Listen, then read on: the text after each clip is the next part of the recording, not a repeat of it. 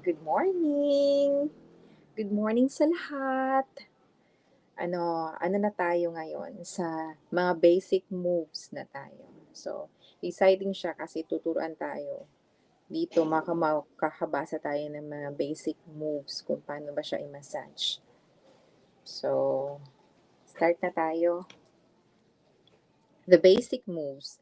Although only trained therapists with a good knowledge of the anatomy of the skull, neck, shoulder, and back can carry out this therapy in full, self-help can be beneficial. Do the following massage routine perhaps twice a week, either at bedtime or while you are in the shower or bath with oil. Even better, involve a partner. It is easier to massage someone else rather than yourself, and you will both have the pleasure and benefit of this wonderful but absolutely necessary treatment. 1. Apply a little oil on your hands. Rub your fingers and hands to warm the oil. Choose any relaxing oil containing mood enhancing essential oils such as lavender, yang yang, lemongrass, marjoram, or thyme. Thyme or thyme. TH. Thyme. Thyme.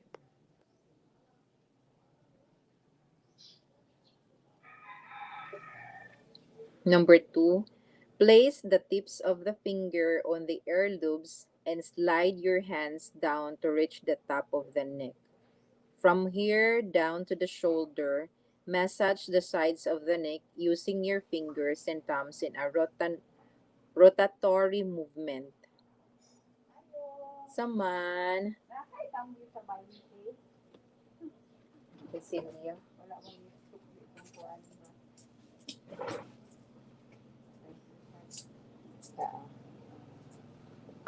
Saman. Place the tips of the finger on the earlobes and slide your hands down to reach the top of the neck. From here down to the shoulders, massage the sides of the neck using your fingers and thumbs in a rotatory movement. The bony lumps you can feel are the lateral projections of the 7 vertebrae of the cervical spine. Some of these hard points will feel sore. Massage gently at first and increase pressure as tolerance develops. The vertebral arteries are located deep within these vertebrae, and gentle movements and vibration help to loosen them up and ultimately facilitate the blood flow. Number 3, after 2 to 3 minutes, move your fingers a little inwards towards the central axis of the back. Now you will feel taut strings of muscles and tendons of the neck. Massage this, working up and down the neck. Some muscles and tendons will be sore. Next, grab the top of the shoulder, the bulk of the trapezius muscle, and alternately squeeze and release to encourage blood circulation. You may feel some lumps or knots caused by spasm or muscles due to lactic acid or nerve irritation in the neck. Rub this with extra vigor, kneading with your thumbs. Use your fingers and thumbs to reach the back of the skull, the occiput, just above the hairline. This is where the tendons of the neck muscles touch. And when the neck muscles are tense, then tendons are quite sore. As you work, the tenderness will ease and feel better. Sarap ng ganda tingnan. So relaxing, no? Kapag massage nga. Exercise. Stimulates and strengthens the muscles, joints, tendons, heart, lymphatic, and nervous systems in the circulation. Saman, Dapat, pwede ko ba change dito? pila. Bay, 100 ako dito. Bay. Ah.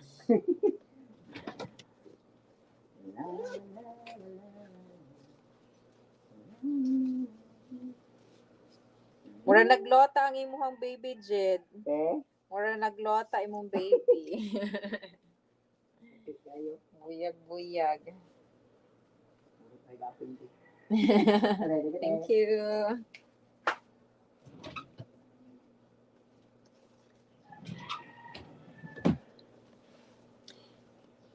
Exercise stimulates and strengthens the muscle, joints, tendons, heart, lymphatic, and nervous systems and the circulation, helping to renew blood supply to the tissues and remove waste products. Many different forms of exercise have valuable role, but I particularly recommend yoga because of its powerful therapeutic value. The benefits of yoga. Yoga is a marvelous antidote to the physical and emotional stress women are subjected to in their daily lives. Yoga increases flexibility, builds up strength without overdeveloping the muscles, improves blood flow to the brain, in particular the subconscious brain, instill discipline in patients, still the minds, has a calming and invigorating effects. Many forms of exercise, especially competitive sports, can lead to injuries as the competitive elements overrules the body's own flexibility and limits of endurance. Yoga is extremely unlikely to cause any harm, especially if done under a qualified and experienced teacher. The health giving powers of yoga are explored in more detail in my book, Therapeutic Yoga, Vermilion 2002. Although vigorous variation of yoga have their own kick, the real feel good factor comes from the slow and steady rhythm of hatha yoga combined with pranayama, breathing. Controlled breathing is highly therapeutic, the most powerful communication with the subconscious brain. On page 78 to 81, you will find a special section on living yoga. This is adaptation of a wonderfully practical series of exercises by a yoga master that I have modified to suit a modern working woman so they can be tailored to your own routine. Incorporating these exercises into your daily routine in this way also provides a regular, gentle reminder to care for your health, emotions, and well being. In addition to the general routine in asanas, postures described in Living Yoga, you will find specific moves in Part 3 that are particularly efficacious for a certain condition or circumstances. Other forms of exercise. The types of exercise suggested in the chapter on weight control, swimming, dancing, walking in Tai Chi. Kapag TikTok na siguro, no? Kasi may mga dancing-dancing sa TikTok. Weight loss. Kailangan ko pa. Hindi naman siya masyado. Pero pwede. Are particular good if you are overweight, but they are excellent exercise for everyone at every age. When incorporating more physical exercise into your life, choose something that suits your lifestyle and appeals to you. If you force yourself to go to the gym even though you hate it, you will end up finding excuses not to go. If you take the up swimming even though fearing the children to a childminder, getting to a pool and drying your long, thick hair take 3 times longer than the actual swim. You will resent the way it eats into your time and soon give up. Combining exercise and socializing is a good way of making exercise enjoyable rather than a chore. You might join a tennis club, take a team sport, or join informal groups of walkers that abound in the countryside and parks. Alternatively, if exercise at home is the only practical option, try out some of the many videos and DVDs available. Exercise can take any forms. Think laterally, as well as specific exercise session. It is beneficial to increase the level of your everyday activity. Walk or cycle part of the way to work. Dance as you vacuum. Run rather than walk upstairs and so on.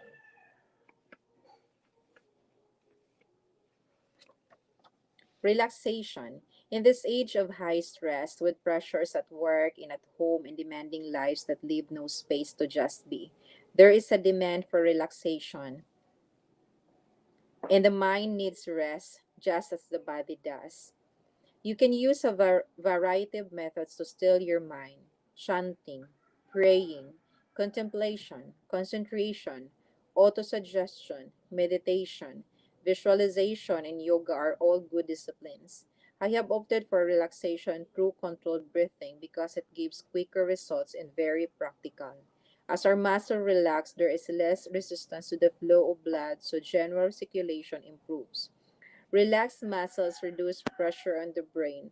Tranquilizers and sedatives work on the brain, reducing tension in the body as a whole. And this induces sleep by calming the mind.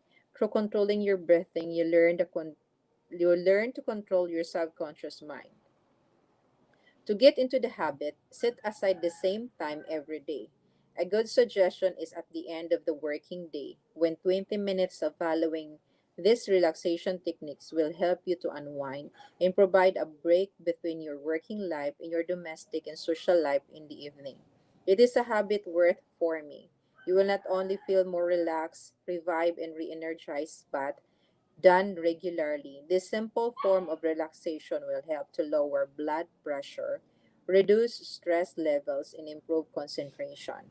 The technique: lie still on your back, on the bed, or on the floor, cushioned with blankets, so you are comfortable. Rest your arms by your side. Close your eyes and then begin to breathe as described over lip for retention breathing. Controlled breathing. There is more than one way of breathing. Upper chest breathing. Very shallow and short, falling to aerate the entire lungs. The neck muscles lift the rib cage a little and the diaphragm moves minimally. Chest breathing. When the muscles connecting the ribs contract, the rib cage expands, rather like a folded umbrella being open. It then contracts when the muscle relax. Diag- Diaphragmal breathing. Am I Diaphragmal breathing. Here, diaphragm flattens and increases the volume of the chest cavity. Abdominal. The most advanced and deepest form of breathing.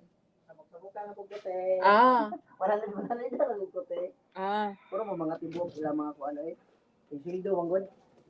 Tingsweldo na ba? Sildo man sila ron te. Agapon.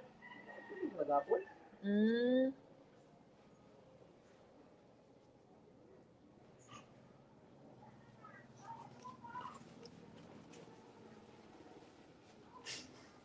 Ara, ara. Mm-mm.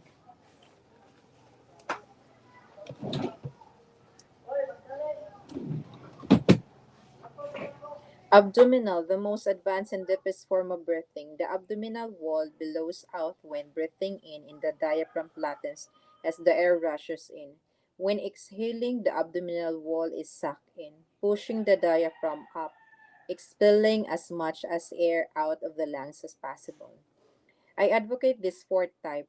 Deeper breathing and breath retention improve oxygen uptake. While you are holding your breath and exhaling, the body retains carbon dioxide in the blood, which is then exchanged for oxygen in the next inhalation. A fascinating thing is that it is exhale. A fascinating thing is that it is exchanged molecule for molecule with carbon dioxide. So the more carbon dioxide you retain in the blood, the more oxygen you get in return. The slower you breathe, the more oxygen you get. Exactly the opposite happens during a panic attack, sexual intercourse, or physical exercise. Rapid, shallow breathing fails to supply sufficient oxygen, and the mind and the body get more excited. The slower you breathe, the calmer you are. Activating the diaphragm massage the internal organs and improve blood circulation to them. The following are basic breathing exercises that can be done at any time and are often referred to in part 3. Exercise 1. Breathe in and out to a normal rhythm but below your abdominal as the abdominal out as you breathe in and exhale by sucking the abdominal right in. Pushing your abdomen out during inhalation and sucking it in during exhalation. Pushing.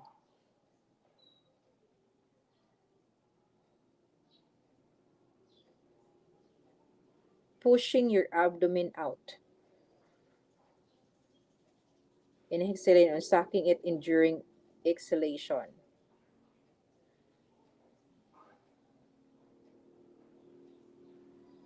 Ah, ganun. Tapos,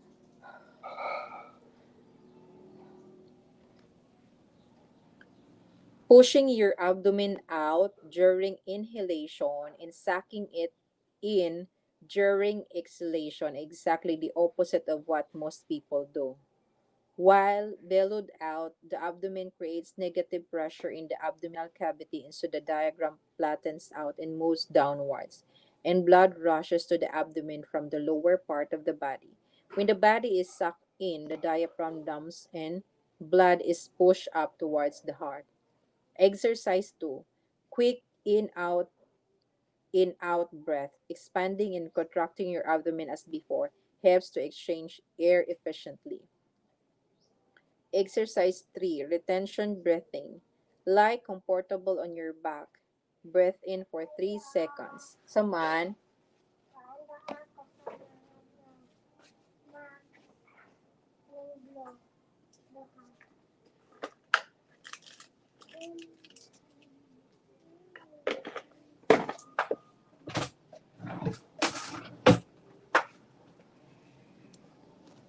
lie comfortably on your back. Breathe in for 3 seconds. Abdomen out.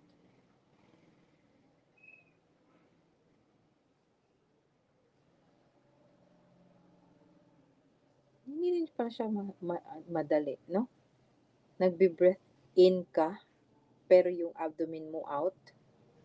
Hold your breath for 3 seconds. With practice, you can prolong this to 6 seconds and breathe out abdomen in over 6 seconds. Breathing slowly and alternating the expansion and contraction of your abdomen correctly requires a bit of practice. But once you have mastered this, it is a powerful method of stress relief and relaxation. You may initially feel lightheaded and even panicky as your anxious and fatigued mind and body are demanding oxygen and you are restricting it.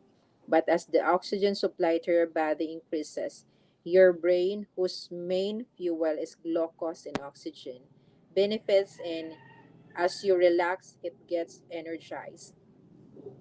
Once your breathing is controlled, divert your thoughts to different parts of your body, focusing on each area for 3 to 5 seconds in the following sequence.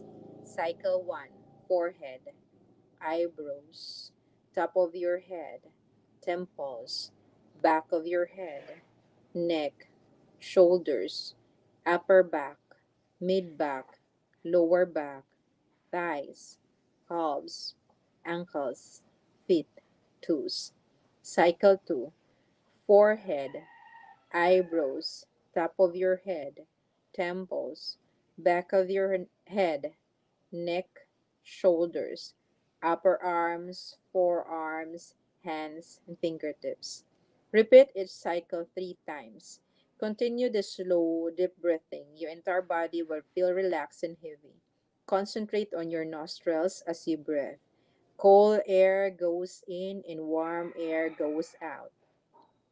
Focus on this sensation for a minute or so. Relax your jaw, your throat, and then your heart. Imagine that the heart is slowing down. You may drift into deep sleep. When you wake up, begin to breathe as before for a few cycles. Move your toes, move your fingers, and slowly open your eyes to absorb the world again. You must follow this last step or you can become self hypnotized and go into a trance. Use your thoughts to move each part of your body again. Get up slowly. Have a drink of water or a cup of tea. Moderation. The body and the mind are designed to deal with a certain level of work and stress at a time. The digestive system cannot cope with a regular overload of heavy food, and starving yourself forces your body to take defensive action by going into famine mode, shutting down system to survive. Muscles and joints under constant strain will develop repetitive strain injury. or RSI, while those that are never moved will stiffen up or atrophy.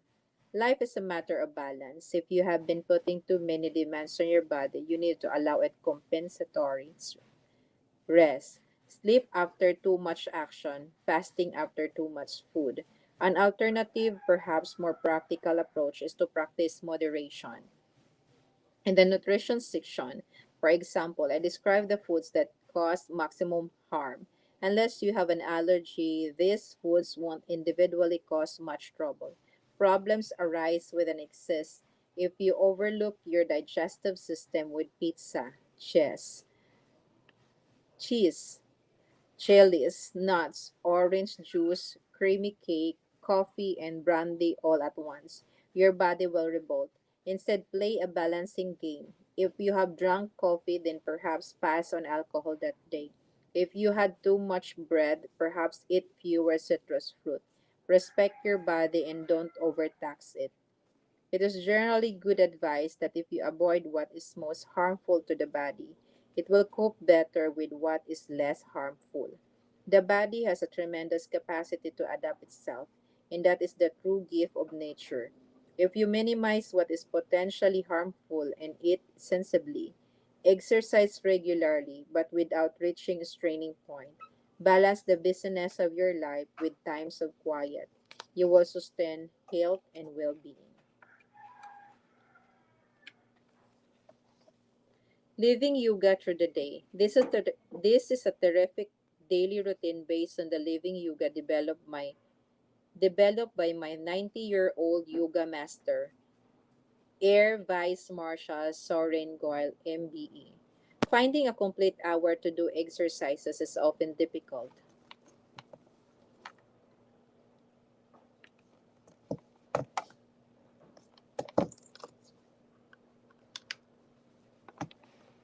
Finding a complete hour to do exercises is often difficult when you have a busy schedule. So what he suggests is a series of UJIC and other short exercises that can be done through the day as a minute here and a minute there. This makes it a perfect form of exercise easily adapted in today's busy world. At first, you may need to keep reminding yourself about even so simple a routine, but soon it will be as habitual as brushing your teeth. On waking, you have just woken up, your eyes feel heavy, and you might want to sleep a bit longer. You still feel lethargic while lying on your back. Rub your eyes gently with your fingers. Squeeze and release your eyebrows area with your thumb and index finger. With your thumb, gently massage above the bridge of your nose and in the innermost corner of your eye sockets. With all your fingers, massage your jaws. They might be slightly sore. Squeeze and release your ear lobes and work upwards, squeezing all parts of your ear. Massage the sides of your neck. Squeeze and release the back of your neck with your hands. Massage your scalp with your fingertips and thumbs by moving your skin over your scalp rather than moving your fingers against your skin. Work your way all over your scalp. Massage your temples with your fingers. This might feel sore. Place your arms by your side. Take a deep breath, bellowing out your abdomen as you do so. Hold your breath to the count of three. Then suck in your abdomen as you very slowly breath out fully. Repeat 10 times. Bend your knees with your feet flat on the bed, keeping your ankles and feet hip distance apart. Take a deep breath in, billowing out your abdomen as before, and raise your pelvis as high as you can. Draw your chin closer to your chest. Hold your breath while you count to five. Hold. You'll feel the blood rushing to your face and head. Slowly lift yourself back down, starting with your upper back and sequentially going down to let your buttocks touch last. Stretch the spine towards your legs as you do so. This releases the tension in the lower back by extending the spine. Breath out slowly during this descent, sucking in your abdomen to empty the lungs effectively. Repeat, repeat 5 times. You are now wide awake. In the bathroom, if you don't have the urge to empty your bowels, drink a couple of glasses of water and massage your abdomen clockwise with your hands 5 times. This should encourage your bowels into action. After brushing your teeth, gargle with lukewarm water and massage your gums for a minute or so. If possible, fit in 10 minutes of yoga exercises. The salutation to the sun, sea overleaf, is a complete exercise form. When showering, massage your body vigorously. This helps tune up the muscles for the day. In particular, massage the sides of your neck, squeezing across your shoulder. Your arms from the shoulder right down to the wrist. Concentrate especially on the extensors and flexors of your lower arm if you are going to be at a computer for much of the day. Each hand with your thumbs, focusing on the area at the base of the thumb. This helps to prevent RSI. Your buttocks, they get tired if you are sitting all day at a desk, tights and cuffs. Allowing yourself half an hour for this series of morning rituals really gets your mind and body set for the day. It makes you feel energized and buoys up your mood. At different times during the day, while traveling or in a work break, controlled breathing, pranayama, is the best way to recharge your mind and body. Slow, deep breathing is calming and yet invigorating because it induces no feeling of lethargy or inertia. It helps you to connect to your inner self almost meditatively, and through it, you control your moods, your emotions, and fatigue. Blow your nose to clear your nasal passage. Sit straight. Push your back neck. Oh, yes. Ayag ko. Uh-uh. Aram. Uh-uh. Thank Thank you. you.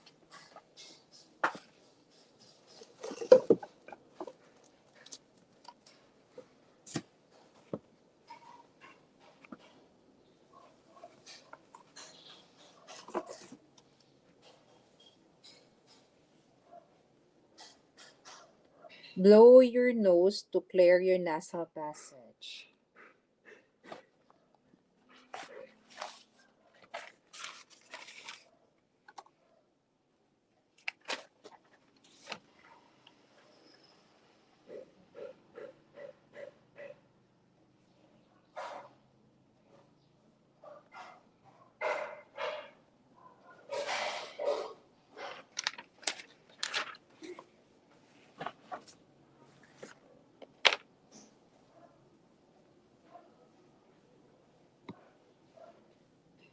Blow your nose to clear your nasal passage. Sit straight.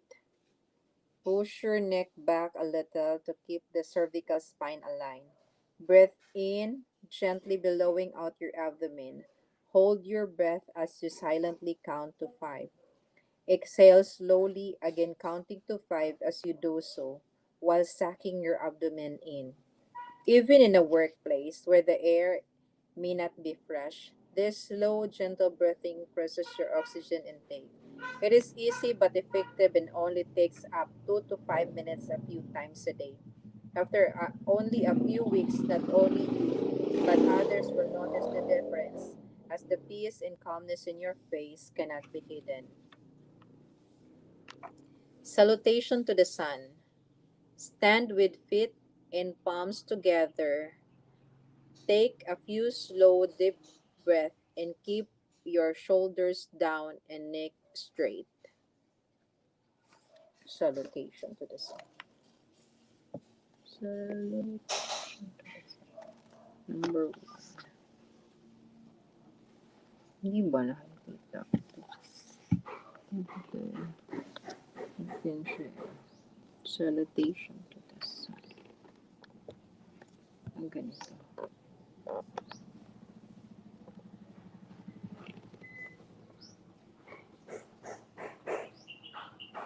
Yan yung salutation to the sun. Stand with feet. Take a deep breath in and relax and expand. Someone. Morning. Palod ni. Mm-mm.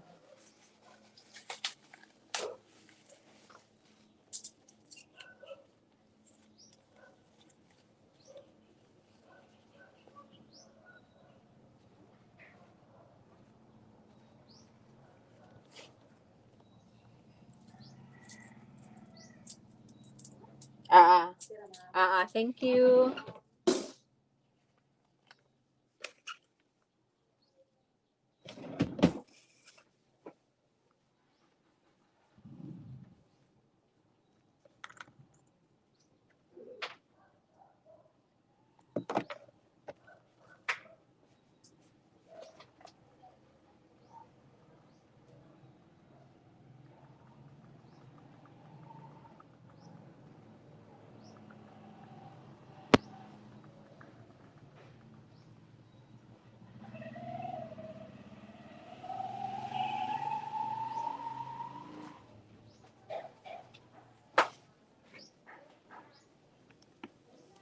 Take a deep breath in, relax and expand your ribs outwards and forwards.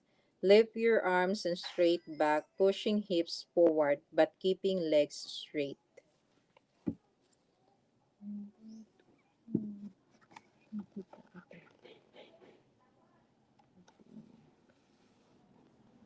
Ganyan yung posisyon. Tapos pa ganyan yung 3 and 4.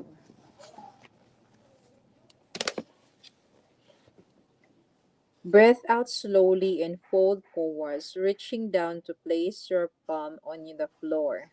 Lower your head towards your shins, relaxing your neck. If you can, straighten your legs. Breath in and take your left leg back, resting the knee on the floor with your toes curled under. Stretch your right knee forward while keeping the heel on the floor. Strengthen your upper back and neck. Hold your breath and take your right foot back to join the left one. Support your weight on your hands and toes. Keep your spine in line with your head and look at the space in between your hands. Ito na yung posisyon.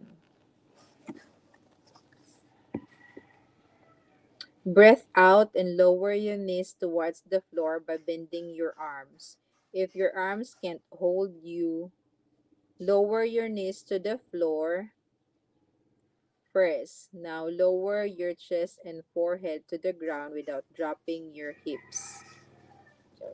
Parang push up.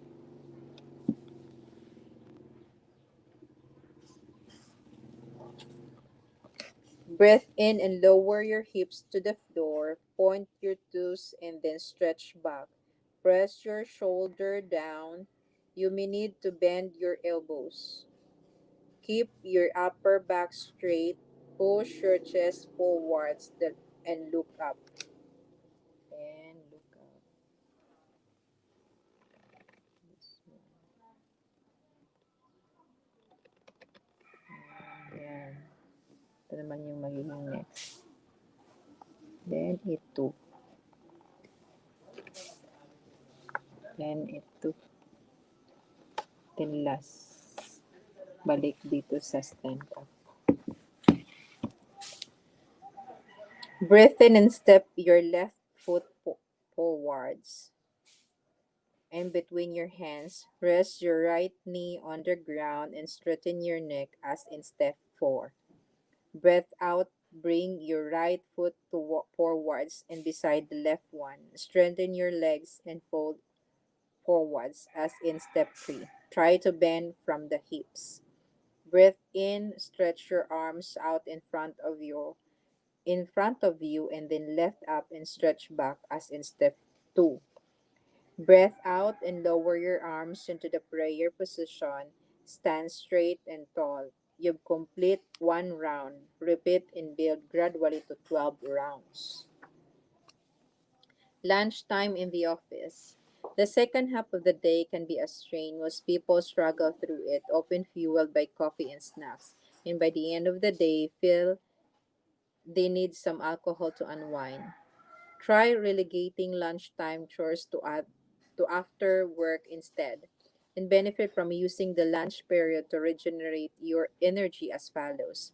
If there is no quiet room in the office, put your head on your folded arms on the desk. Make sure you are not going to be disturbed by the phone or colleagues. Consciously relax your neck and shoulder muscles. Breathe in and out as described in exercise 3. Focus on each part of your body in sequence, starting with your forehead and working down to your toes. Then back to your forehead and out across your shoulders and down to your fingertips. Repeat both these cycles 2 or 3 times. Let your eyelids relax, then your cheeks, your lips, your jaw, and your throat. Say to yourself, you feel calm and relaxed. Enjoy the state of relaxation and drift away to a space where there are no worries. You will wake up when you want to. Set your mind to a mental alarm of 5 or 10 minutes, depending on the time available to you. Open your eyes and get up slowly. Wash your eyes if you can. These relaxation techniques will refresh you for the afternoon. At your desk, using computer and sitting up at desk puts a lot of stress on the neck and shoulder area. Relieving this stress helps to reduce tension and enables a better flow of blood to the brain every 3 or 4 hours. Massage your neck and shoulder with your hands. Massage your jaw and eyes and gently press your ears as you did first thing in the morning. If you have been sitting in front of a computer, massage your arms from elbows to the wrist. Grab your right shoulder with your left hand, keeping your shoulder parallel to your hips. Example, don't twist. Pull your right shoulder to forwards as you turn your head to look over it. Hold this position for a count of 5. You may feel slight tension on the left side of the neck. Do the same with the left shoulder and right hand. Repeat 3 times. Drop your chin as far as you can towards your chest. Roll your head clockwise in a circular motion, making sure the circle is complete. Do this 3 times. Repeat the same anti-clockwise. On arriving home, walk around barefoot for a while. This relieves tension and eases your feet. If possible, take 15 minutes time out. Taking this short time to unwind helps relieve physical fatigue and gives you energy to enjoy your family and take on whatever domestic chores are waiting.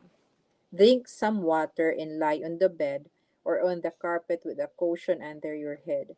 Close your eyes, relax, perhaps listen to a relaxing tape or CD. A few yoga stretch will ease the tension in your spine. Try the cobra, opposite the boat in bridge. These repeats of each will be enough. During the evening, spend 3 or 4 minutes on eye exercise. Yes, te. Asa, te? Ah, sige.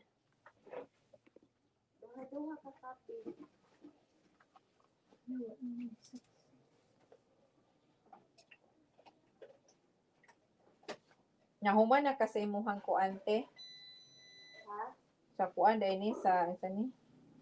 Lungon. Dodo dan. Duha-duha, te.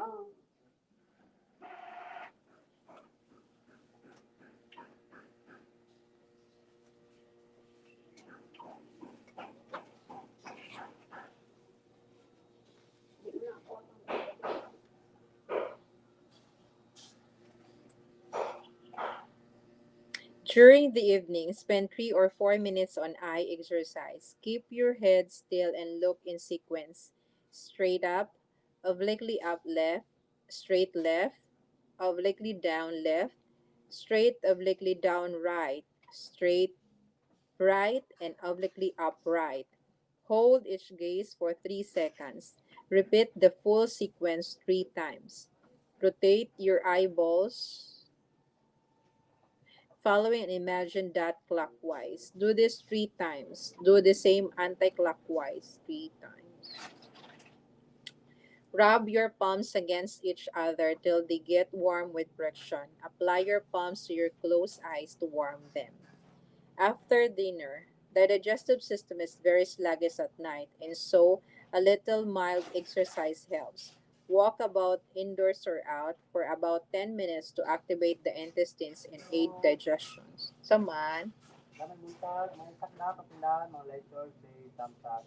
Apa may dalabot sa dam. dili lang.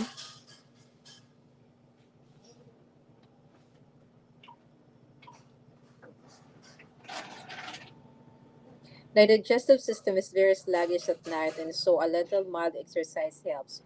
Walk about indoors or out for about 10 minutes to activate the intestines and aid digestion. Sleeping with a full stomach causes indigestion and insomnia and can contribute to weight problems.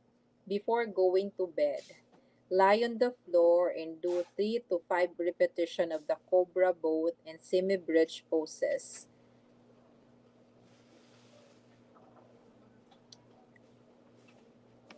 So, ito yung cobra.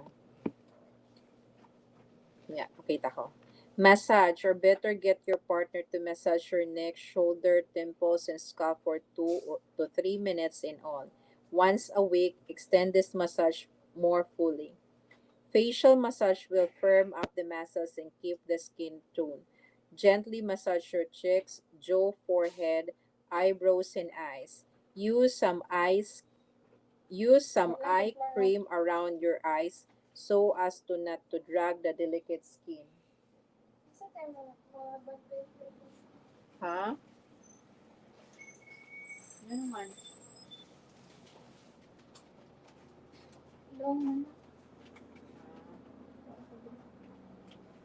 Long na mo ikuhat eh.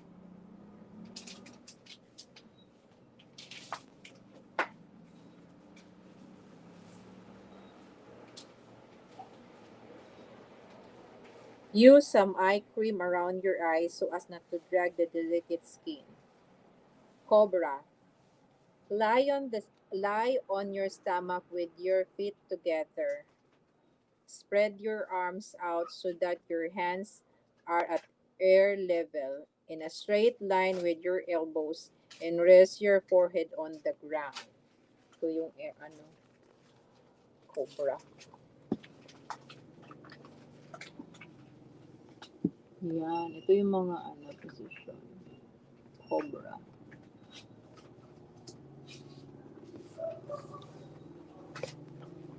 Breathe in and lift up your torso. Press your shoulder down and back. Look up, pushing your chest forward. Come down slowly, breathing deeply. Repeat 5 times. Over time, move into the full cobra by straightening your arms and work up to holding the pose for 12 breaths. Breath out and lower your forehead back to the floor. Tebe, tagduha to. Otso. Oo. Nakalag pa yung A4? Naman. Kaya, ang iyang kuan, documents na.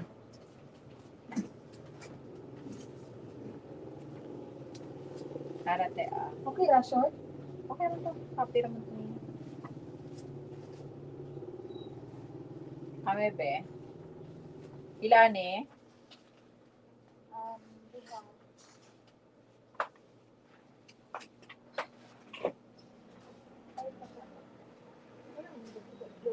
Cobras.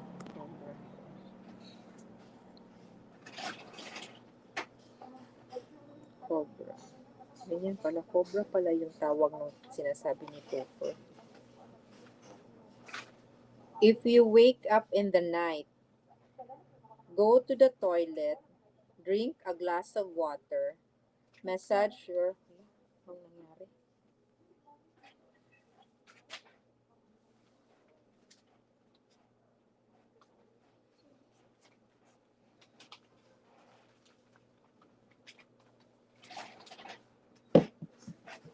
Grabe ang ano.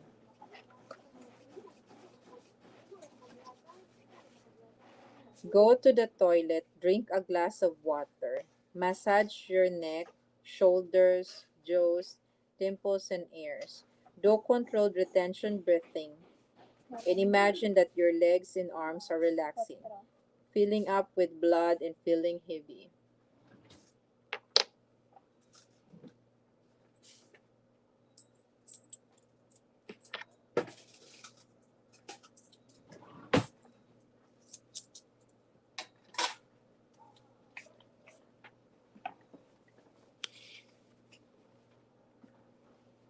This slow breathing and relaxation will soon send you back to sleep. Even if you don't sleep for very long, you'll feel very relaxed indeed. Hmm. Nga ni di buhaton ni mo te. Yan, naminga na kasi. At sulod ay kag toilet. Pag makamata ka sa gabi sulod kag mato kag CR, inom kag tubig, tapos i-massage mo imong neck, imong shoulder. And after ana kay ma-relax na ka. Kulang ako ang makamata ko magtumog toilet ra. I-massage ang imuhang neck, imong shoulder, imong jaws, ang imong temples, ang ears. And do control retention breathing. Magana ka o mag-breath in, breath out na ano. Imagine that your legs, and legs are relaxed, filling up with your blood and feeling heavy. After ana kay, makatulog na ka. Wala din hiyang kadlawon, no? Kung makamatang kadlawon. Kasi mo na lang. No, basta no, maka ano. So, yun na yun. Gawin natin. Cobra pala yung tinuturo sa akin ni, ni Topper.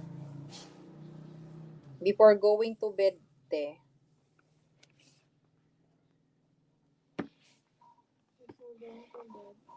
mag-cobra position. Yung ganun. Mm.